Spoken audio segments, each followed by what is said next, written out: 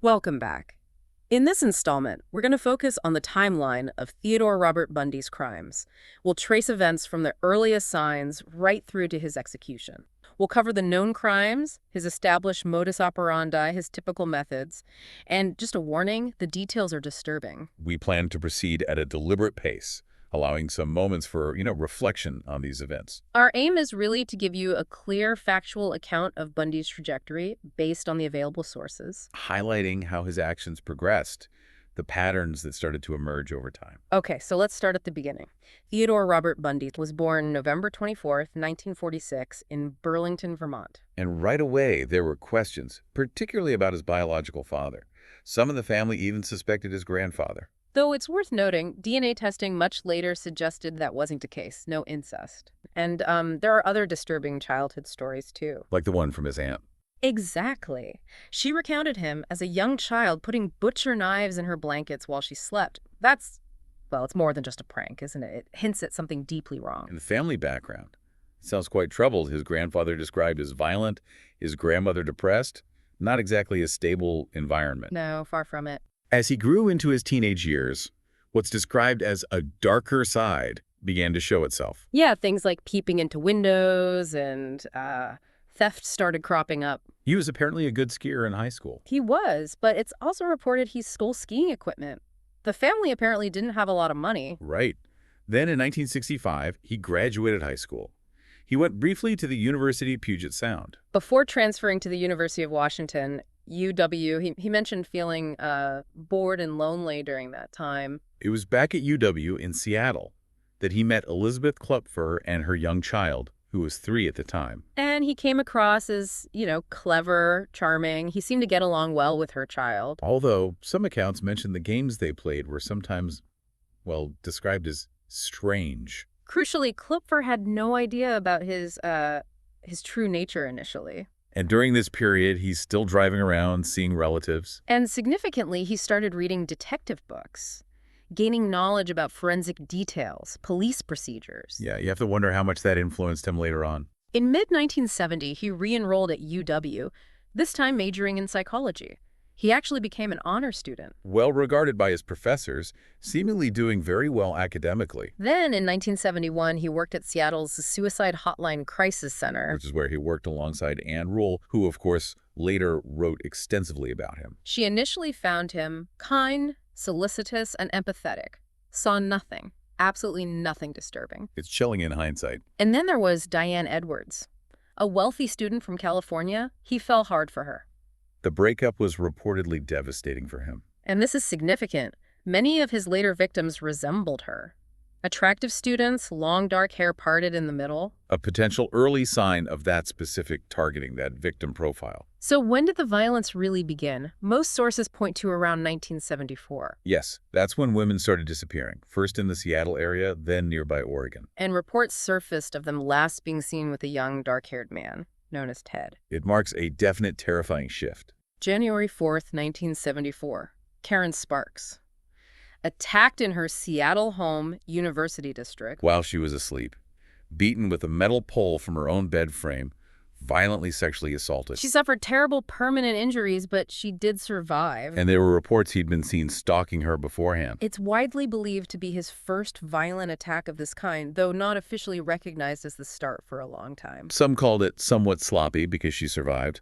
A grim assessment. Just about a month later, February 1974, Linda Ann Healy disappeared. 21 years old, UW student, also a weather and ski reporter.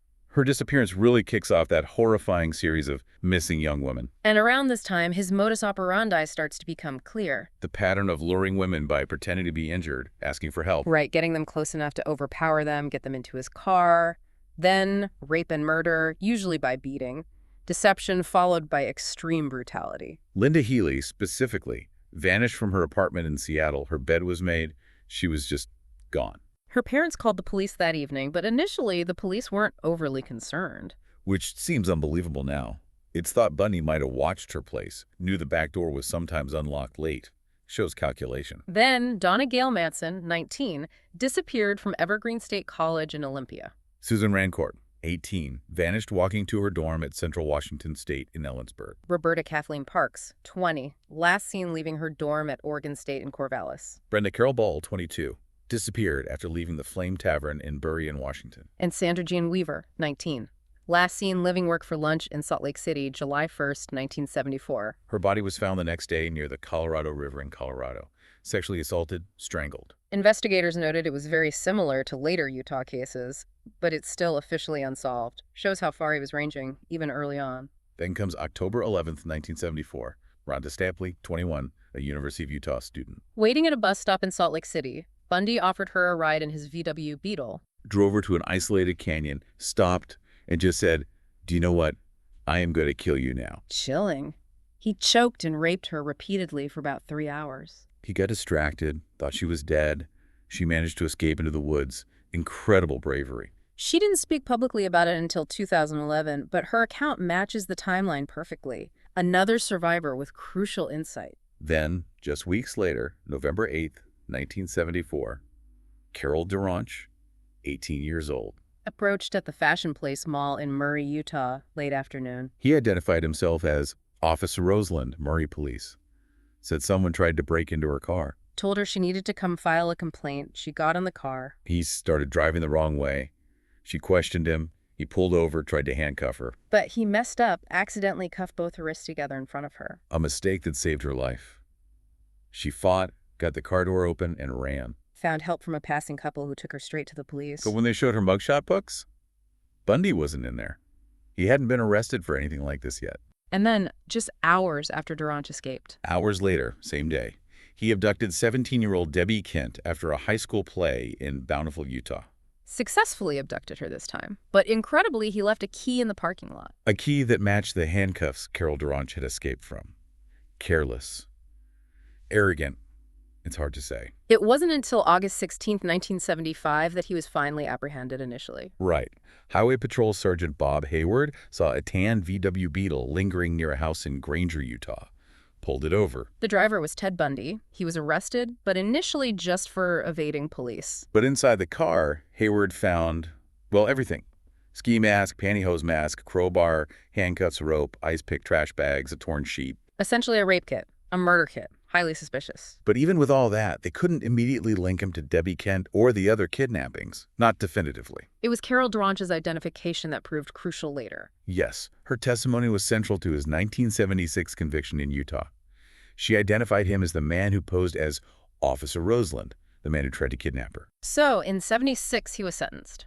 1 to 15 years in Utah for kidnapping and assaulting DeRonch. The conviction, yes, but the full extent wasn't known. Yeah. And other disappearances were happening around that time. Like Deborah Diane Smith, 17, last seen in Salt Lake City just before the DeRonch trial began in early February '76.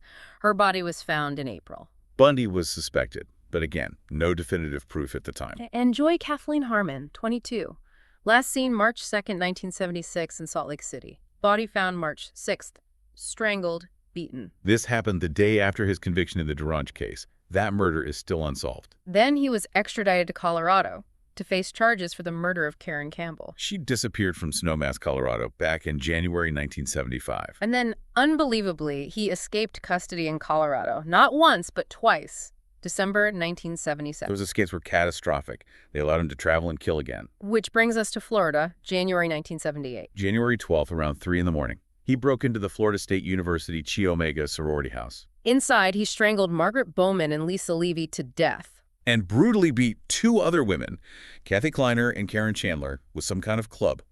They survived. He fled that house, broke into another nearby, and savagely assaulted Cheryl Thomas.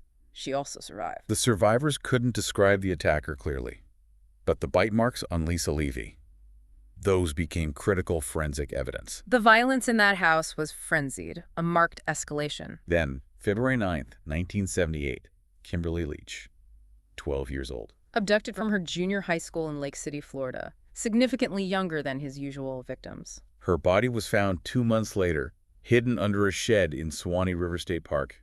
Just Devastating. He was apprehended again shortly after the Florida crimes. And charged with the Chi Omega murders. The trial for those murders in June 1979 was a media sensation, nationally televised. And Bundy decided to act as his own defense attorney. He had some law school background. It turned into a bizarre spectacle. His self-representation was highly unorthodox, incredibly risky. His interactions with the judge, the prosecution, often contentious. He cross-examined witnesses himself. But the evidence was overwhelming.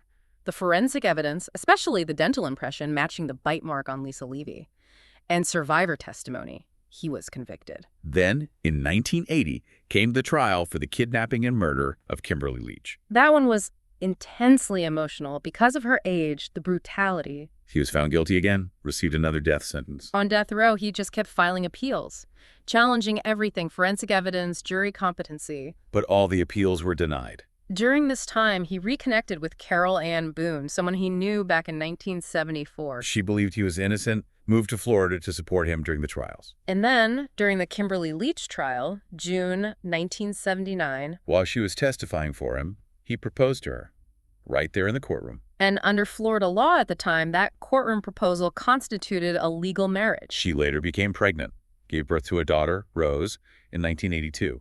Bundy claimed to be the father. But that relationship eventually fell apart. Boone moved away, cut off contact. Starting around 1986 and right up until his execution, Bundy began confessing. Confessing to numerous murders, giving details only the killer would know. Why? Maybe manipulation, tried to delay the execution, gain notoriety. It's debated. In October '88, he confessed to 8 unsolved murders in Washington state. Then, in the final days, January 1989, confessed to many more across different states.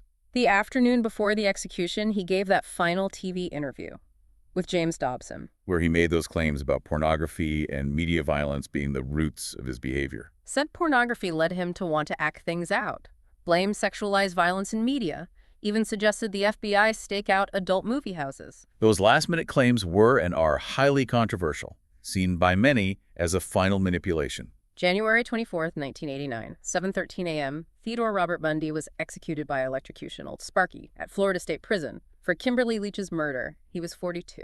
Outside the prison, there were crowds, cheering, celebrating, fireworks, banging pans, chanting, "Burn, Bundy, burn." Shows the depth of the public anger and relief. His final meal was steak, eggs, hash browns, toast. He called his mother twice the night before. His body went to the medical examiner's office. Looking back, how did experts see him? Ann Rule called him a sadistic sociopath. Enjoyed pain, control. Bundy himself apparently said he was the most cold-hearted son of a bitch you'll ever meet. His own attorney, Polly Nelson, called him the very definition of heartless evil. He denied deliberately torturing victims, claimed he minimized suffering. But then he also admitted posing bodies sometimes, like in detective magazines he'd read.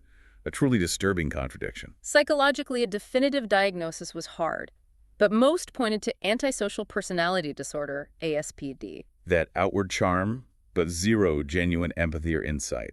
Knowing right from wrong, but it just didn't matter to his behavior. No guilt, no remorse. He scored incredibly high on the psychopathy checklist, 39 out of 40. He reportedly said, "Guilt doesn't solve anything. I guess I am in the enviable position of not having to deal with guilt." Just a complete void there. Narcissism, poor judgment, constant manipulation were also noted. Even his psychiatrist admitted he manipulated her sometimes. Some suggested narcissistic personality disorder or even malignant narcissism. It was also reported he was always surprised when anyone noticed a victim was missing, as if people were invisible to each other. Astounded when witnesses placed him at incriminating locations, he just didn't think people paid attention. And that complaint, "I don't know why everyone is out to get me," just shows a profound, terrifying lack of understanding of his own actions. So this timeline we've walked through, it reveals just a chilling pattern: escalating violence, constant deception, and that profound lack of empathy. The details are grim, absolutely, but they offer a necessary glimpse into the actions of someone who caused so much devastation. We hope laying out this sequence, the shifts in his methods, the tragic end for so many, and his own end, provides some clarity, however somber. It's important to remember the victims and the lasting impact on their families and communities. Please take a moment to reflect on these events. Thank you for listening. If you found this exploration helpful, we do encourage you to subscribe for more content like this. And please feel free to leave your thoughts and comments below. We appreciate you joining us.